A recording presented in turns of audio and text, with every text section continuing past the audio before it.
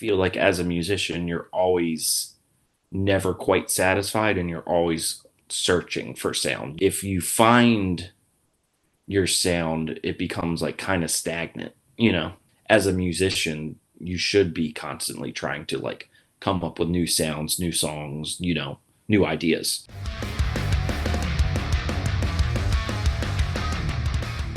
So I have the wonderful Spencer Hazard of Full of Hell with me today. How are you, my friend? Good, how you doing? Yeah, good man. Just about surviving, you know. So have you been doing a lot of interviews? Have they been working you hard?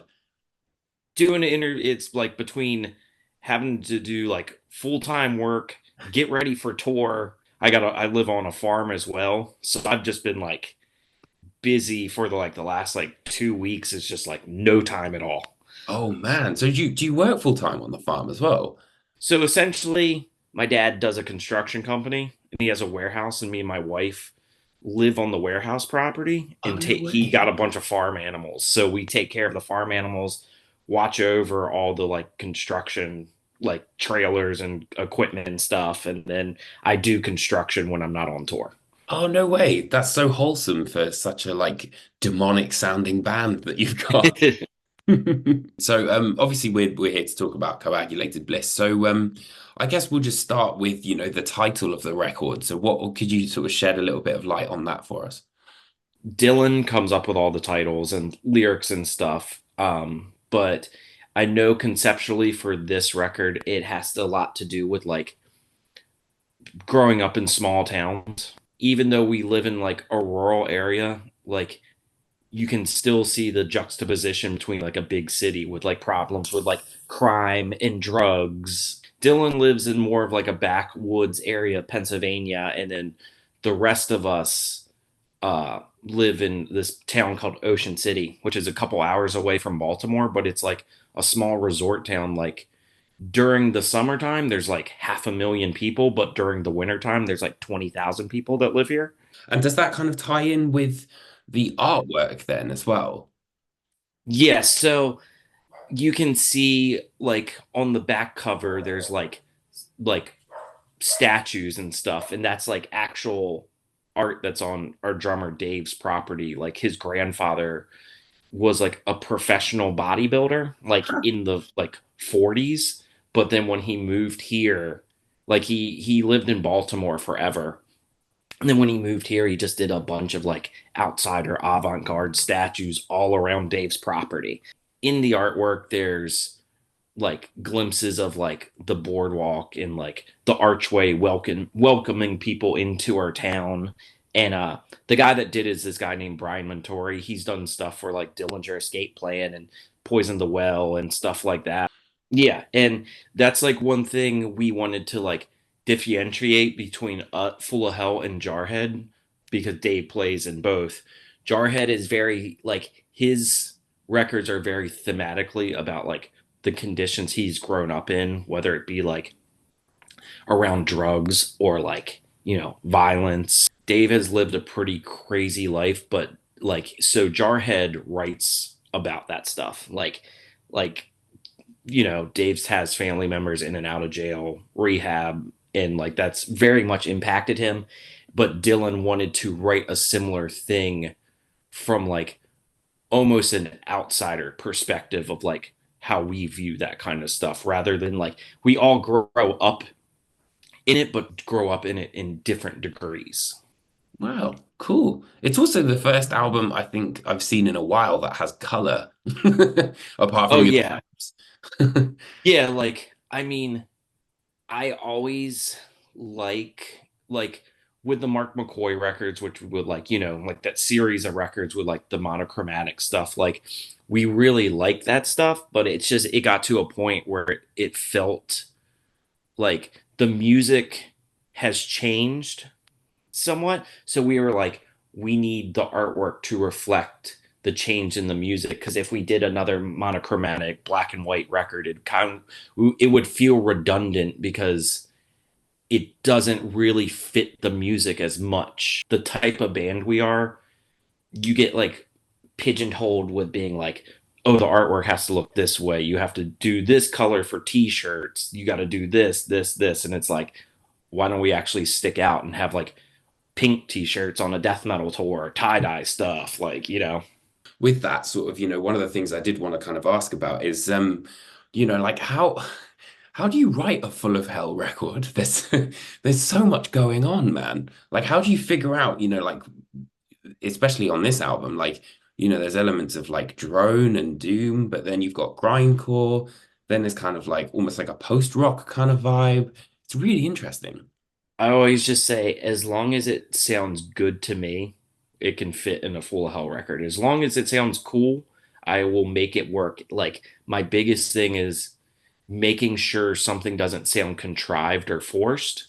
There was definitely points and times of the band where I'm like, I can't do this, it's too different. But then you like box in yourself of being like, it's too different, this doesn't fit. I'm like at the age now and have been doing this for so long. I'm like, it's still us. Why does it matter if it's different? Yeah, absolutely. And another thing is you've done a fair amount of collaboration albums as well, right? Like, Yeah. do you think that's kind of like fed into that a little bit?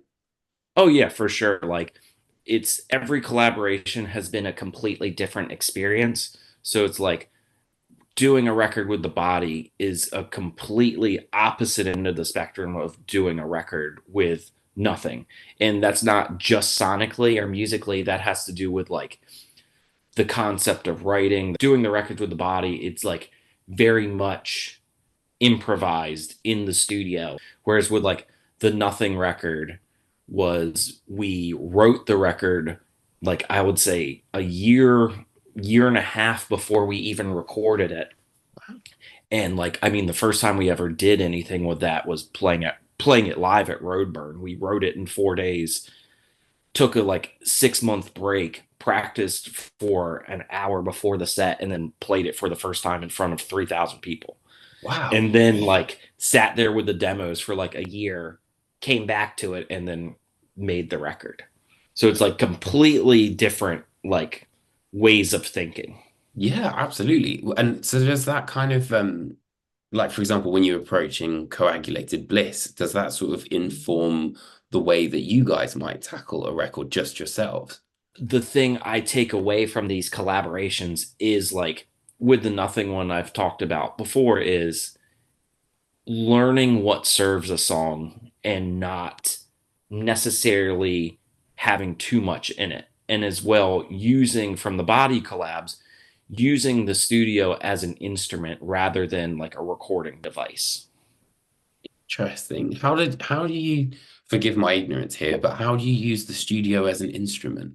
There's so many people I feel like they may be afraid to try something of like, let's run it through this, let's mix it through this, let's do it like this, where it's like we're here to make a record, we might as well have fun and try as many different pedals and many different like plugins and many different amps. Like I definitely took a little bit from doing Nothing record and doing the body record of just being like, well, I have this guitar for this part, we should use one of your amps for this part. That's one of my favorite parts about Coagulated is like you might not necessarily hear a part on the first listen, but if you listen, say, on listen 100, you'd be like, oh, I didn't realize he used this effect buried underneath. Like it's not prominent in the mix. But if you sit there and pay attention, you're like, oh, that's cool that he, made this like trashy, shitty sounding guitar tone that like, would be distracting any other way.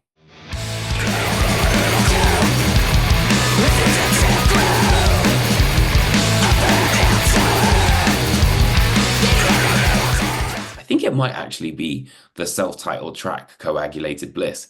But it reminded me that sort of like level of melody that was there reminded me of like Milk Lizard, that kind of vibe.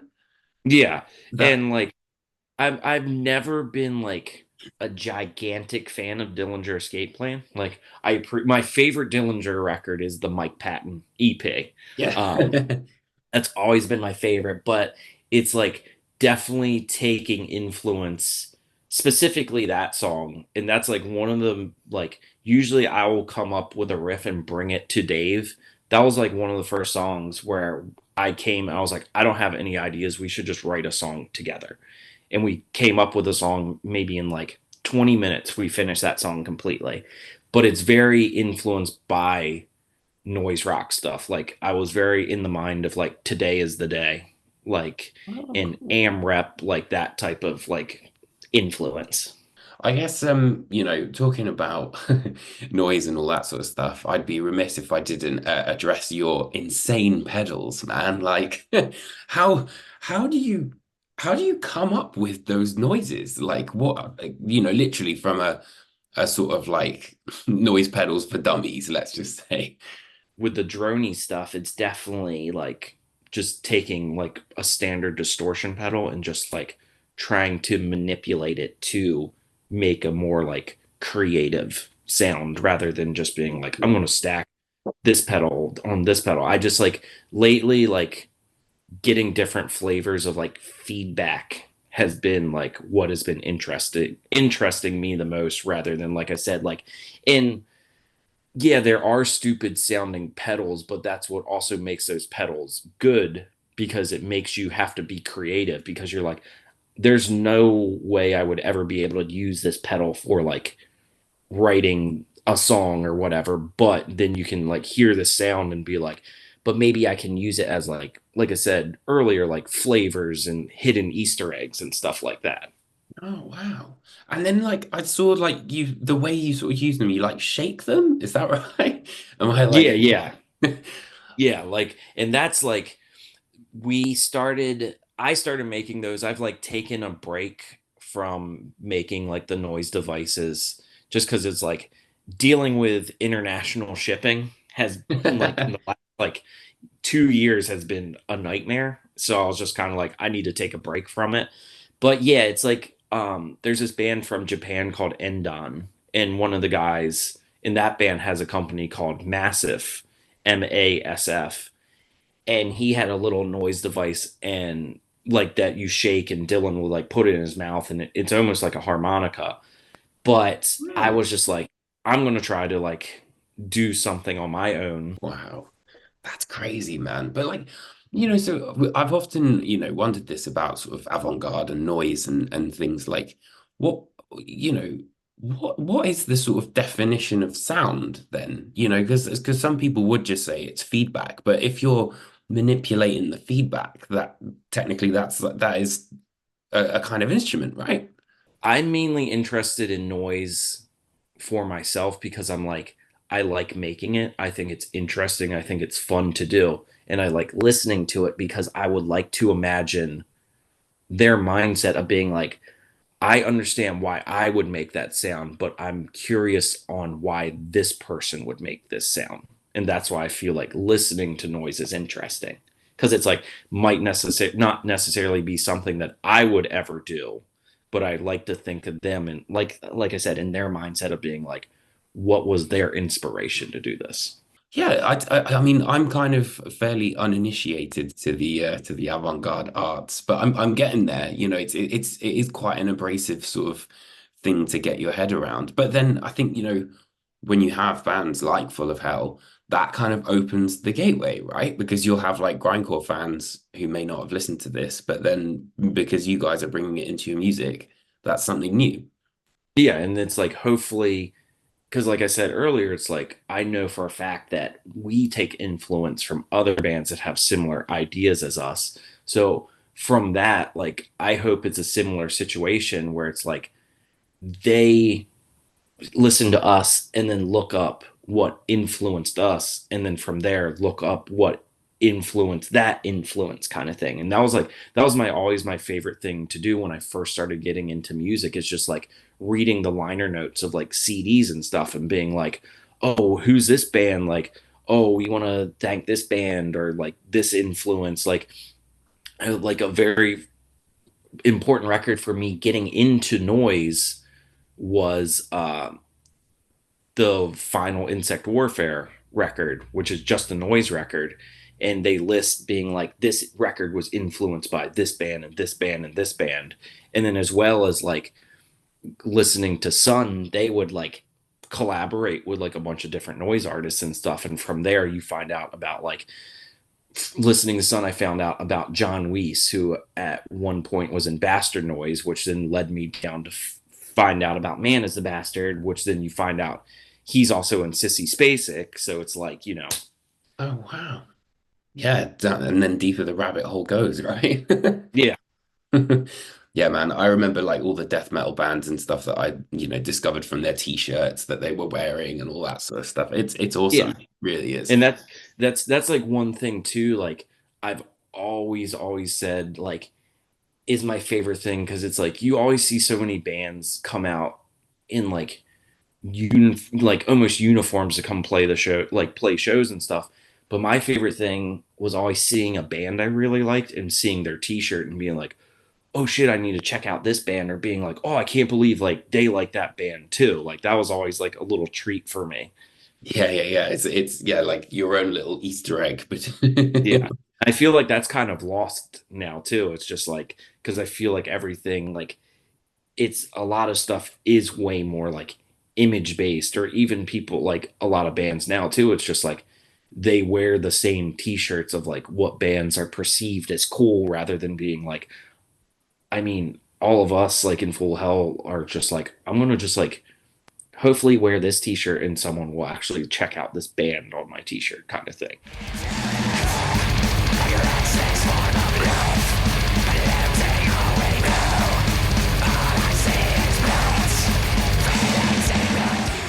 it's really interesting, man. Like especially the melodies. I feel like this is the most melodic release you guys have put together. I feel like, I mean, from being in a band and touring for so many years, I just like got burnt out on being like around extreme heavy music constantly. So like always a big influence on Full of Hell has been like a band like Sonic Youth. But then like I was getting really more into like, the late or mid period SST records type stuff, like Dinosaur Jr. and like bands like Butthole Surfers and stuff like that. Like between a death metal band and a band like Dinosaur Jr., they're still both underground bands. Even if they're like completely different sounding, they do intersect somewhere. I mean, Jay Mascis is like credited for being one of the first people to play blast beats in his hardcore band. I wanted to take little aspects of every record that we have done. So if I'm not like too self conscious of being like, this is too death metal sounding, this is too hardcore sounding, I took all those like influence, like that thought of like the influences for those records, and then tried to be like, well, let's add these new aspects of like being influenced by Dinosaur Jr. with like melody and like songwriting and stuff. So it's like essentially it's just like taking an extreme music and turning it into almost like a pop type song structure. That's so cool, man. I have to also ask you, what is it about Jazz Masters that you love so much? Just like I said, being super influenced by Sonic Youth, and it was constantly fighting with like having gear that could actually like survive on the road too. And so far, like all the Fender stuff we've played has like taken like passed the test of just like being beaten up, being like, being on the road and not being completely destroyed. But like with the Jazz Masters, I just think it is like the lineage of like bands that I love that play them, like Dinosaur Jr. and Sonic Youth and stuff like that. And like you can do way more interesting stuff with it with all the switches and like the strings behind the back. So it is like a very good noise instrument. And I also too like, I mean, we're about to go on tour with Dying Fetus. And I like coming out on stage and I'm going to be, playing a pink jazz master on that tour. To all So these guys, like, so what would you say, you've probably learned the most about sound as during your time as a musician? um I'm not like really I'm not really sure because it's like I feel like as a musician you're always never quite satisfied and you're always searching for sound. You're never like you never hear the thing and you're like, that's it, because I feel like too, like if you find your sound, it becomes like kind of stagnant. So it's like you're always like kind of like searching for something new, searching for something interesting, and like I feel like that's, as a musician, you should be constantly trying to like come up with new sounds, new songs, new ideas. Hmm. What would you say you were? I guess you probably do you know what you're searching for when you're searching for it? No, I mean, I think the easiest answer to that is, as long as it sounds cool to me, then like, I found it for myself. And like I said, previous Full of Hell records, it's like I was very self-conscious of like what it might quote unquote sound like. But as I've gotten older, as I've gotten more experienced, and like even taking like, I think even King Buzzo from the Melvins said it's like we make music that's like not necessarily like going to sell millions and millions of copies, and maybe like not everyone's going to like it, but as long as you like it, there's going to be someone else out there that understands where you're coming from. Yeah, absolutely. Well, it's an absolutely fantastic record, and I really, really appreciate you taking the time to hop on this humble channel and have a chat about it. Yeah, yeah, I had fun. Thanks for having me. Yeah, no worries, man.